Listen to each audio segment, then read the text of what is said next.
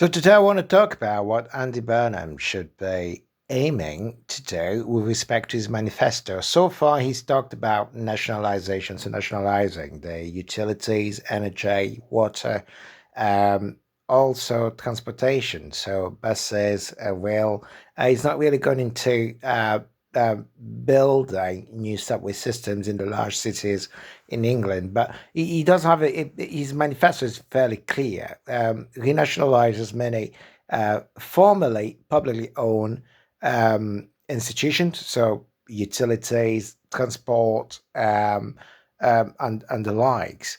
But beyond that, his contention is that by doing so, you can reduce the cost of living, which is correct, is the right assessment. But he doesn't really go into how to revitalize the UK because once you've actually lowered that cost of living, it doesn't solve the social malaise. It doesn't actually tell you, instruct you on how to then revitalize your region, rejig the economy in such a way that you actually achieve the so-called change that people want. When folks say change, that kind of a vague and diffuse term that can encompass so many wants, so many needs and desires, you have to be careful that you don't just galvanize people to vote for you and then nothing happens at the end. You have to be able to have a clear vision of what the end goal of what you're looking to do, what will that achieve, and will that respond to the change that's sought. So far, I haven't really heard Andy Burnham discuss anything beyond nationalization. He's definitely on the right track, but he's missing some very subtle pieces of the puzzle. For example, yesterday he did an interview with ITV News, ITN, and he said he's going to adhere to the fiscal rules. That was the worst thing to say. The worst thing. It would be the wrong thing to do as well, because in one hand he does understand that, as he said, the UK can be in hook to the bond markets, and that's correct. The bond market does not make the weather. Sovereigns make the weather, meaning nation states make the weather. The governments do.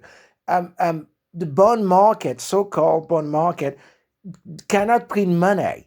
And until it is instilled into those PPE and English graduates from Cambridge that economics fundamentally is a study of social exchanges. They might be underpinned by money, but in our fiat system today, things like taxation and um, um, and debt, they don't matter. They truly don't matter. And it's a shame that so very few people understand this. What matters is inflation and whether you can palliate inflation. It's quite surprising that's a notion that used to be very well understood back in the 1930s and the 1970s. In fact, when you look at how the US dollar comes to underpin every financial transaction over the last 80 or so years after the Second World War, when you look at how the people that actually create the dollar system, their thinking is that they understand perfectly well that in a fiat system, what you want is as many people as possible to desire your currency. That's something they understand fundamentally because they look at the UK and think, right, here's this massive empire that's in delicescence, right? That's dying. And it is delicescent, decadent, because it doesn't produce anything anymore that people want. In fact, a lot of the wealth of the UK or the empire, the British Empire at the time, goes into unproductive assets to finance war, and that does lead to the no one really needs the UK pound or the UK pound for arbitration. And then the United States is a new power force on the world. They produce lots of new technologies, and the maker of the US dollar financial system, they understand that back in post World War, and they create the system whereby they ensure everybody will need the US dollar, which means they can print as much money as possible. So it gets us back to the notion of, does taxation or debt really matter? And the answer is no. What matters is you need to create a need for your currency. And going back to Burnham now, Burnham does understand that he does have to renationalize to bring the cost of the basics down. The problem he has is that he has no further vision beyond that. He does talk about reindustrialization without talking about how he's going to finance it. And unfortunately, whenever he talks about financing, he then has to fend off questions about whenever he talks about reindustrialization. My mistake here. He does then have to talk about how he's going to finance it, and he doesn't have an answer. But the answer is fairly clear. You need to find a way to make your national debt, your notional debt, your national debt attractive. Now, the point that many journalists or newspapers or economists on the right will argue is that they will say, okay, the UK already has a lot of debt. That can be countered by simply saying the UK denominates its debt in pound, meaning the government can always print more money with respect to reimbursing any debt it has. So already the debt doesn't matter. Your problem is that if you do that, if you keep borrowing and borrowing with respect to external investment, in fact, that's the second thing that conservative economists point out, that most of the debt is now held by the Bank of England. It's actually held by external investors. There's a reason why. I'll try and touch on the reason why, but with respect to that, the answer here is to say, well, it is true that if you keep printing on more and more money, because you're relying on these external investors, necessarily you're going to get inflation, right? So the problem then becomes, can you ensure that you have a continuous pool of external investors that want your debt? So in the conversation that we have when it comes to how to revitalize the economy, we never really go into those fundamental questions of what actually is money, what is that, does it matter? And if it doesn't matter, then if you're printing money to achieve your goals, you have the issue of inflation. And the issue of inflation is necessarily a question of how desirable is your currency. And we see this issue manifest in the United States. The United States can print as much money as they want to, and even if they have some inflation, they never have any run on their money. They never have runaway inflation because their currency is desirable, because most of the financial system is underpinned by the US dollar still to this day. Obviously, China could change that. So really, the question then becomes, can the UK effectively create, incentivize a pool of continuous investors, external investors, to keep buying its debt. So in that case, you can print as much money as you like. You don't create inflation. Now, here's the thing. I said I would touch on the issue of why we even need external bondholders in the first place.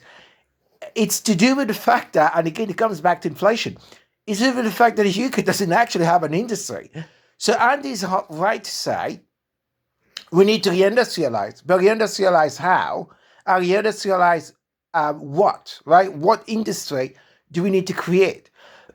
but effectively, the fact that you have external investors is a symptom of not having a large enough national industry to sustain your own needs. I'm going to be even more explicit, okay? Let's say, for example, that you're China. The number one money printer in the world is not even the United States. It's actually China. But very few people know this, obviously. So China creates a lot of prints a lot of its own currency. But what they do is they allocate those funds towards productive assets. For example, industries, the green industry or the electronic industry, etc. and that means they produce a lot of productive assets, so lots of goods. But when you use the money you've printed effectively, you actually create deflation. And we see that in China, you have a lot of deflation. But also, conversely, because you produce so much internally, you don't need any external investors. Why? Well, because you don't need any foreign currency to buy what you need. In fact, external investors are a reflection of your need to acquire foreign currency to buy, to import what you need nationally, internally within your borders. And that's problematic. And it comes back to the fact that there's a dearth of industries in the UK nowadays. That is your main and fundamental problem. So the issue of the debt, the issue of inflation, the issue of external bondholders comes back to this problem of not having any industry.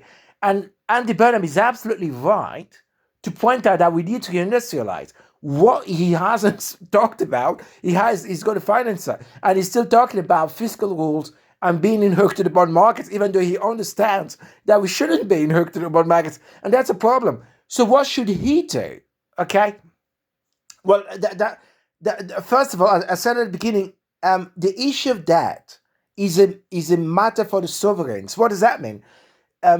There's something called sovereign currency swaps, which I talk about all the time, and I already gave the example of Argentina. Argentina suffers a run of its current on its currency suffered a run of on its currency very recently, back in 2022, 23. And what happens then? How does it get out of this bout of inflation? China comes to the rescue, and China says, we're going to give you a sovereign currency swap. So effectively, China says, fuck the bond market, it doesn't matter. We are going to help you out. We are going to give you the currency, the foreign currency unit at a rate that's acceptable to you. And you can, and Argentina, you can print as much money to reimburse us. We don't care, we'll take it. So effectively, the example of Argentina shows that the bond market really doesn't matter. In fact, after that, the United States also comes into the fray, and the Treasury tells Argentina, I believe it was either the Treasury or the Fed. It doesn't really matter who. It's a sovereign institution.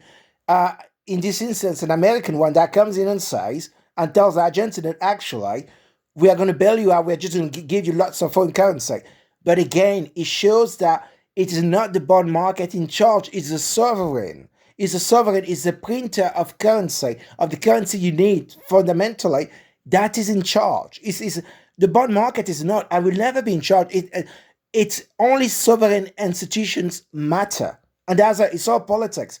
So the first thing Andy should do is look around, work with the sovereigns, be it the EU, the US, China, etc., the UAE, work with the sovereigns to arrange some kind of currency swap. Because once you have that, the rest doesn't matter. It's really important how you get that you have well-defined mechanism to trigger them. For example, with the Fed, it can be a bit difficult, but we do have a swap line with the Fed, but it can be a bit tricky using it. But the point is, as long as you have that, you should define the reasonable mechanism on how to trigger those lines and protect yourself. That's the first thing. Second of all, pension fund money. The pension system is very misunderstood by most people. Pensions are not about saving today so that the money you save is invested by your pension fund manager in some American shares, etc., and to grow a money pot to help you later in the future. No, pensions were never designed that way.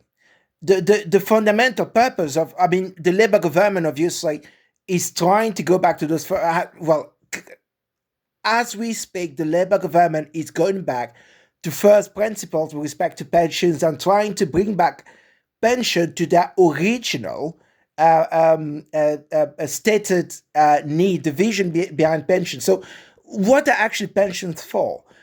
A pension is a social contract such that a generation today, so people working today, put money aside such that that money is used to produce in a productive manner. For example, to build new infrastructure, build new industries, such that the next generation will use whatever has been built by the money put aside by the current generation and produce enough goods, enough for the next generation and the previous generation. That's the purpose of a pension. Pensions were never envisaged or envisioned to be effectively stuck into shares, effectively paper contracts, which are effectively unproductive. And that's why we have this malaise, we have this stagnation in the West today, because the little free finance that's available, because we've obviously lost regional investment banks, that network of banks that used to lend to the entrepreneurs, the industrial or industrious people, that has been lost. So only pension funds remain, right?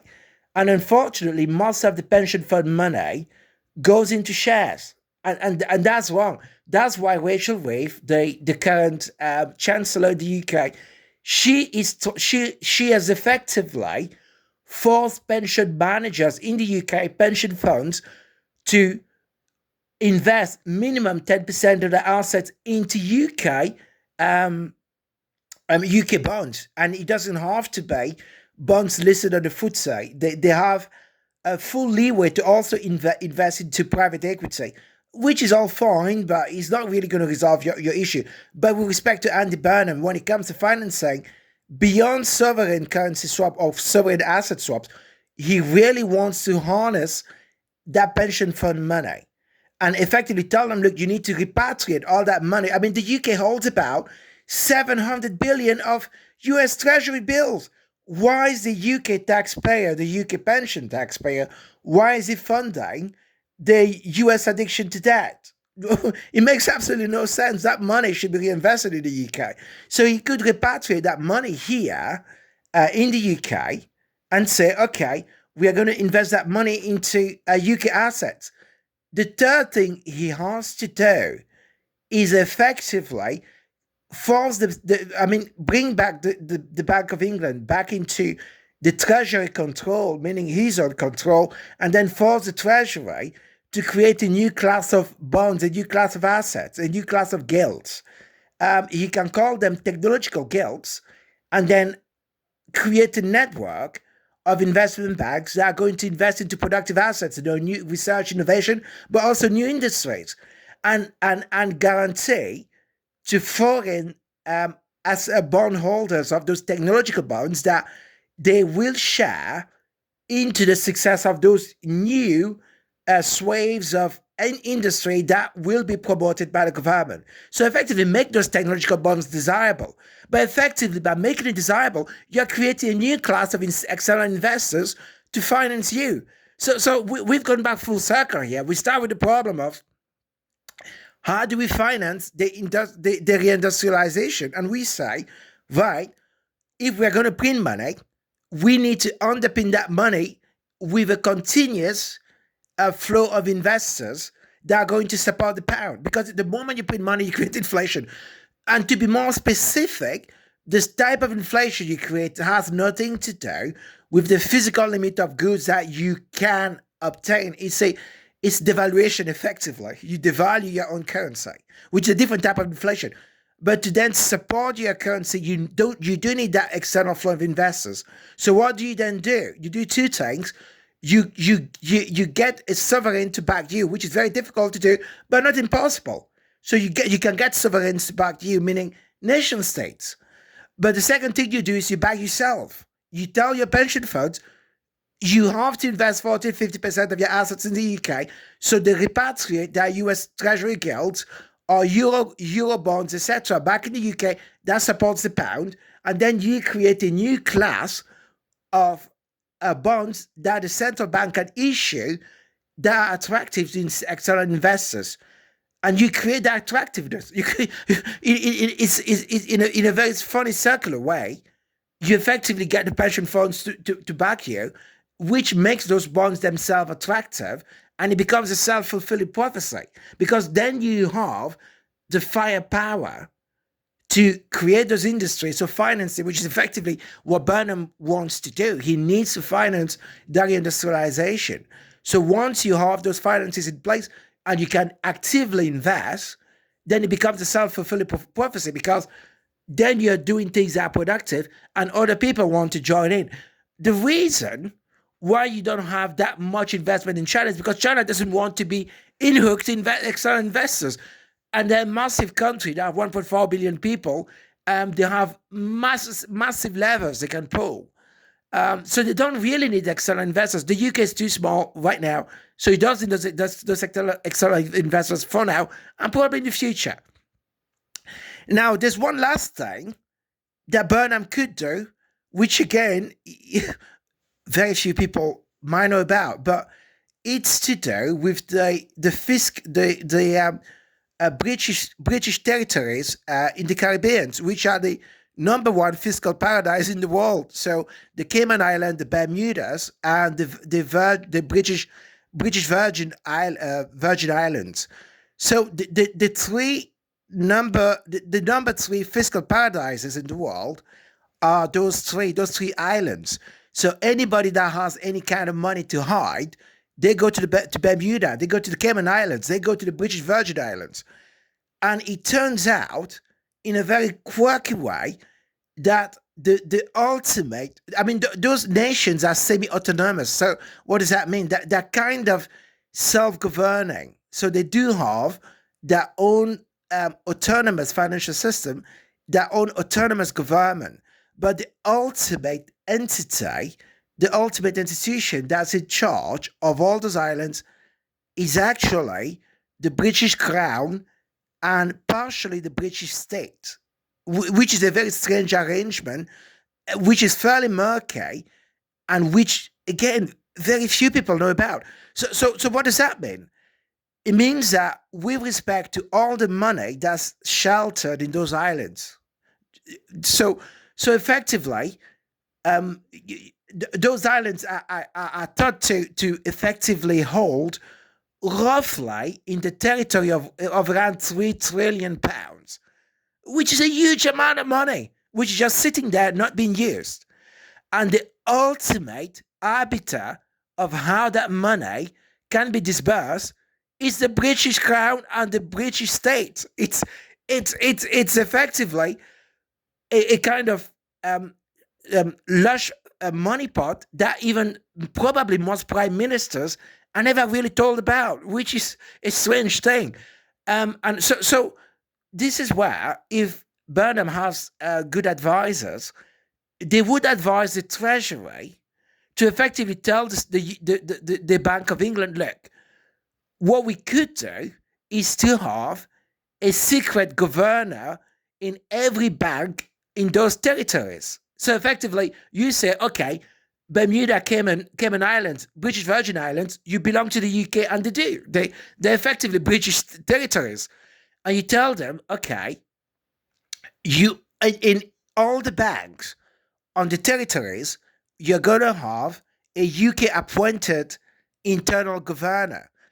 And you tell them, we are not going to change your secrecy laws. We don't care about that. However, your capital, half of your capital, has to be held in whichever new fanciful bond that the UK central bank creates.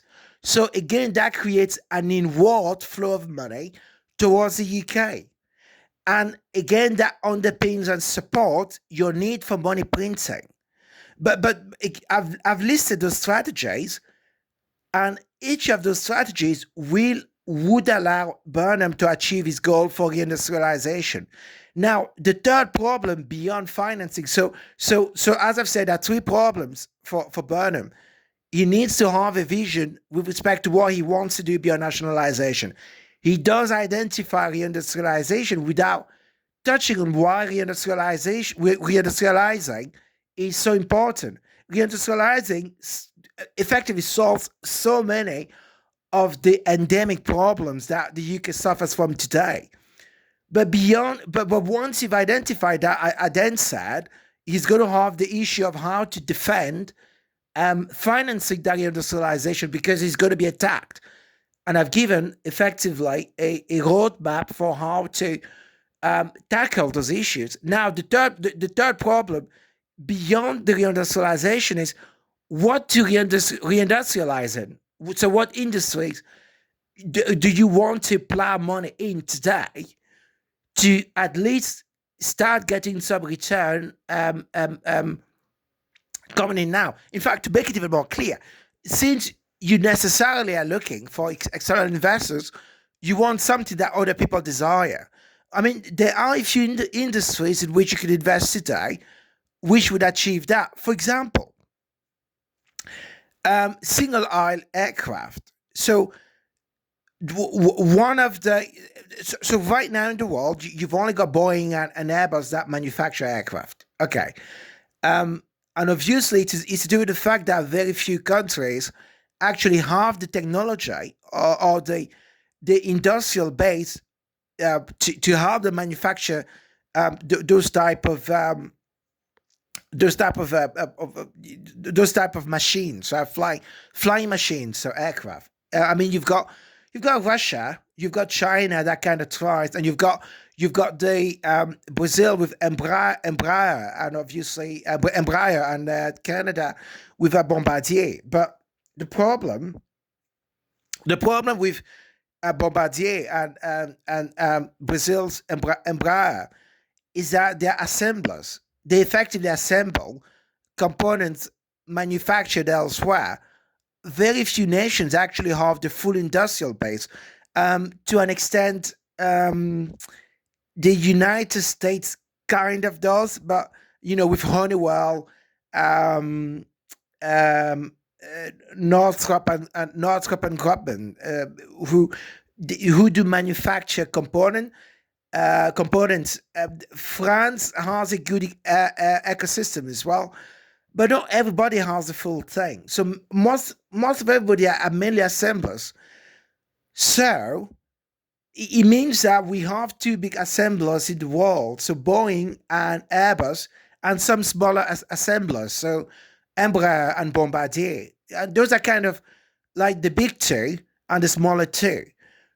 What does that mean? It means that right now, with respect to single aisle aircraft, because India is growing and China is also growing its airline industry, but they can't manufacture aircraft yet. I mean, they kind of assembled the Comac C-19, but most of it is predicated on importing components from the current actors. So it's not really an efficient process for them. So it means that because so many countries are trying to acquire those aircraft, there's a massive backlog from Airbus and from Boeing as well. So Airbus has a 15,000 aircraft backlog with respect to single aisle aircraft, and I believe Boeing has something like a 30,000 aircraft backlog, which is huge, absolutely huge. And there's nobody out there that has the know-how or technology to try and resolve that backlog. Now, Embraer in Brazil is now saying they're going to come into that market, the single-aisle aircraft market. But it tells you that they've identified that need and they know there's going to be massive demand. The Russians are trying to do the same thing with the MC-21. I mean, the program has had varied issues, but the point is, they've also identified that need. And it means that if the UK is to reindustrialise, that's a good area where to plow money into and create external demand, massive demand. So it would be quite advantageous. Obviously, we have the other usual suspect, like, for example, green energy. I mean, it's not I'm not a big fan of green energy, but because China has made so many massive advances, and you want to create some kind of demand from China without having to necessarily compete with China, I wouldn't necessarily say, okay, invest massive amounts of money into that. I mean, definitely do, but something like a new aircraft assembler would be a great way to create that external demand, because the technology is not really harnessed by a lot of countries out there. So if you create those technological bonds and then you go down the route of consultancy, effectively promise not just some kind of ownership, but also some kind of technological consultancy, so that countries like India can also learn from you how to produce or assemble those aircraft, something they already do with Russia, by the way. Then that will create demands for those technological bonds. Another thing to kind of go into is the number one designer of microchips in the world is not the US or China.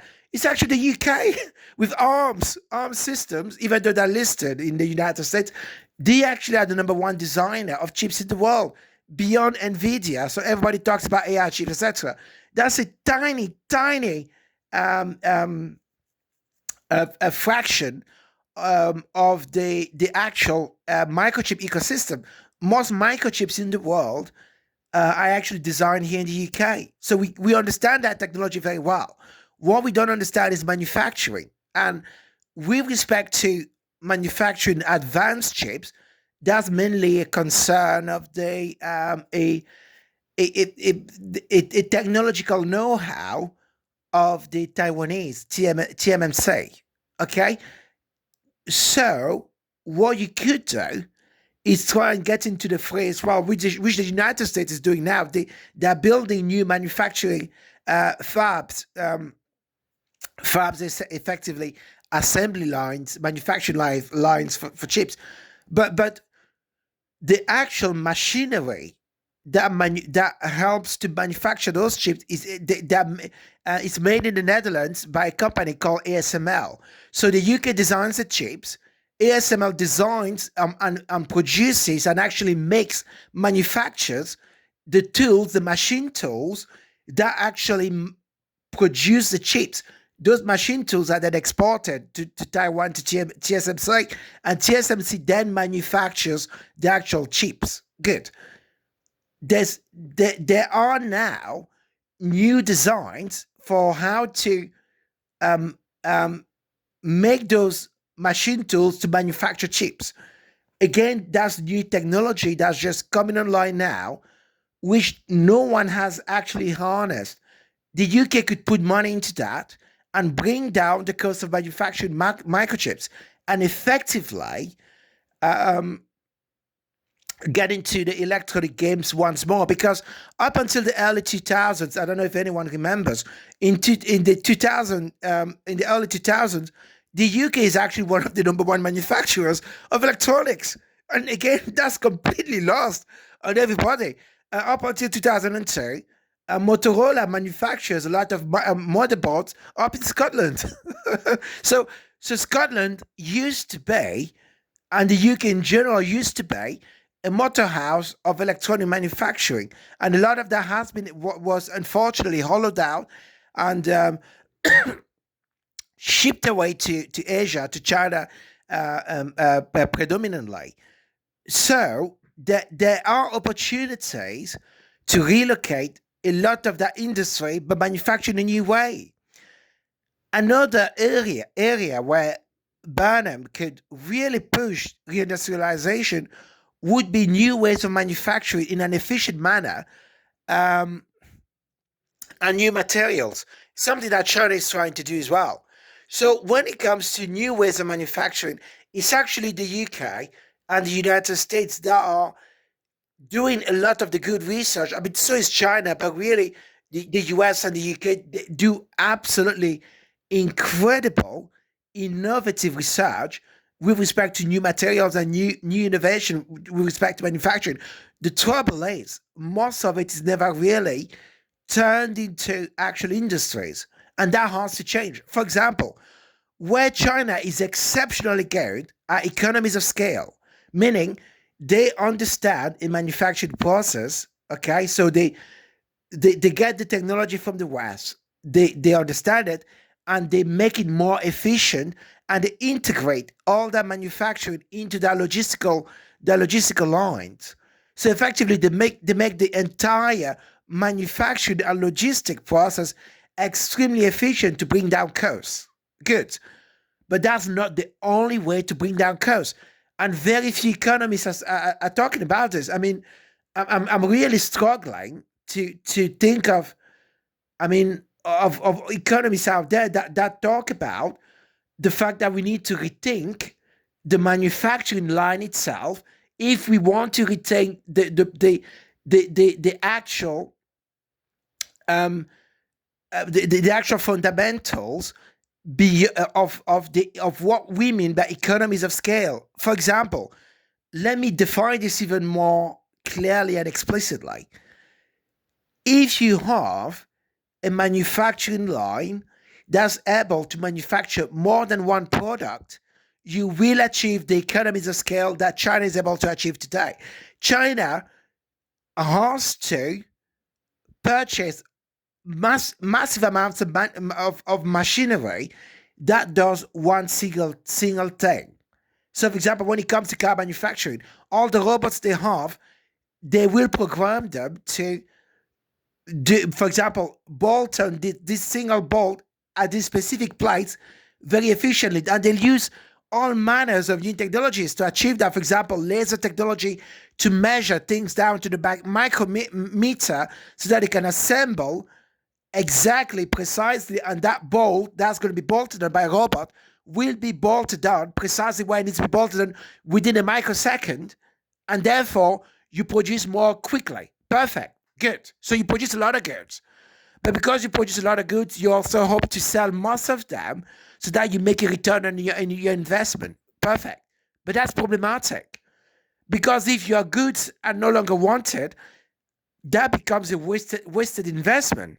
So you've produced lots of cars, okay? But if there's a fall in demand, you end up with the car cemeteries that we see in China, where they effectively just churn out lots of vehicles and then they go in the scrap heap, right? They go in the scrap yard, and they never use. But you could achieve the same economies of scale, meaning returns on your investment, if the machine tools you have, that robot that's really good at bolting, that one single bolt at some place on the car, if you could use that robot to do lots of different things, so your manufacturing line is able to be flexible and modifiable to produce lots of different things, then you achieve the same economies of scale. So today you're making cars, tomorrow you're making washing machines, the day after you might even be making the very robots that go into upgrading your manufacturing line. But suddenly you're making a return on your investment, because if one product is not in vogue, it's not wanted, it's not desired, it's not desirable, you can switch to manufacture another product. But then that brings us to new materials, because to make that possible, you need new materials, and you need new ways of assembling those materials. For example, 3D printing. Right now, we understand 3D printing with epoxy resin. Okay, so epoxy resin, so effectively, we the way to the manufacture works is you have a laser that you fire at some kind of chemical, and then it will harden the chemical and produce a shape. So effectively, with respect to the tools we use, for example, a screwdriver and a toy, you can 3D manufacture those things, the handle of the screwdriver and the toy, you can 3D manufacture those things, because with 3D printing, you don't need a mold. You don't need a mold. You just need to have is to change the resin, your epoxy resin, the liquid, you change it, and then you can use the same machine to manufacture effectively the different parts. So the same principle is now being applied to metals. So, for example, in aircraft manufacturing, more precisely, aircraft manufacturing, many of the pieces now are made of titanium. And now we use laser sintering, so effectively 3D printing of metals using titanium powder to produce parts for aircraft engines, and you don't need a mold for that. So what does that show? What does that tell you? It tells you that to change your manufacturing process to make it more flexible, you need to think about changing the materials as well. So you go from molding the piece to using a powdered metal, and then you can use 3D printing. And 3D printing is really great because you can do you can manufacture lots of different parts with 3D printing.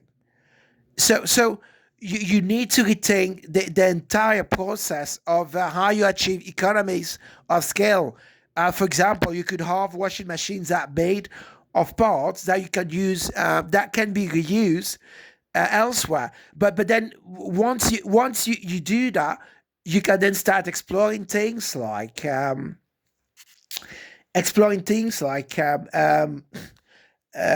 uh, recycling. So you can then develop new materials that are easily recyclable. For example, titanium powder. Most titanium powder is actually recycled from existing materials. So you can create a virtuous green ecosystem that way. So lots of things for Burnham to think about. He's on the right track. He's talking about renationalisation. He's talking about reindustrialisation, but he's definitely going to have to confront hurdles with respect to how to finance that reindustrialisation and where to actually direct the money to make it a success. So, um, lots of things for Burnham to think about. Thank you for listening.